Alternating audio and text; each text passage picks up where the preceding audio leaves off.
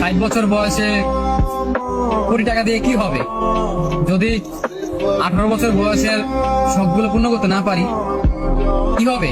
শেষ মুহূর্তে 100 কোটি টাকা কামিয়ে কি হবে? তখন তো আর বেঁচেই থাকবো না। এখন এই বয়সের সবগুলো যদি পূর্ণ করতে না পারে, ছেলে মানুষ বয়স 18 হওয়ার পরই সে বাস্তবতা শিখে যায়, সে পরিস্থিতি বুঝে নিতে শিখে যায়। দায়িত্ব কি জিনিস তাকে শিখাতে হয় না, এমনিতেই বুঝে যায়। 18 বছরের পর একটা ছেলে বেকার থাকার যে কি যন্ত্রণা সেটা কেউ বুঝবে না। একটা ছেলে মানুষ বেকার, একটা ছেলে মানুষ ইনকাম করতে পারে না, এই কষ্টটা কেউ কখনো বুঝবে না। প্রত্যেকটা মানুষ তাকে ভুল বুঝবে।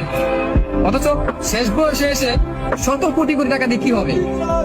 আমার এই 18 বছর বয়সের যে স্বপ্নগুলো, যে শখ আহ্লাদগুলো, আমি তো সেইগুলো পূর্ণ করতে পারলাম না। জীবন তো 18 বছরে এসেই থেমে গেছে।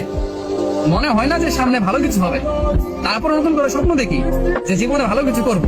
অথচ 18 বছরটা পার হতেই এখন মনে হচ্ছে যে জীবনটা এখানে থেমে গেলে ভালো হয়। আর সহ্য হয় না, এত কষ্ট, এত যন্ত্রণা, এত চোখের সামনে বারবার ভেঙে পড়া, এগুলো সহ্য হয় না।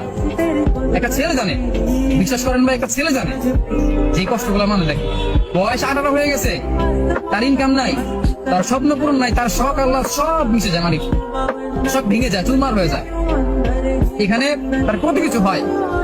আর একটা 18 বছর পর একটা ছেলে মানুষ, বিশেষ করে তার সবচেয়ে শখের যে জিনিসটা হয় সেটা কি জানেন ভাই? সেটা হচ্ছে একটা মেয়ে মানুষ। হ্যাঁ, টাকা পয়সা হিসেবে পরে আসে, কিন্তু একটা মেয়ে মানুষের প্রেমে সে পড়ে। একটা ছেলের বয়স যখন 18 বছর পার হয় না, তখন সে একটা মেয়ের প্রেমে পড়ে। এখন 60 বছর বয়সে গিয়ে ভালোবাসা থাকবে, কিন্তু সেই বয়সটাকে থাকবে আর থাকবে না। 60 বছর পরে গিয়ে যদি আমি 100 কোটি টাকা পাই বা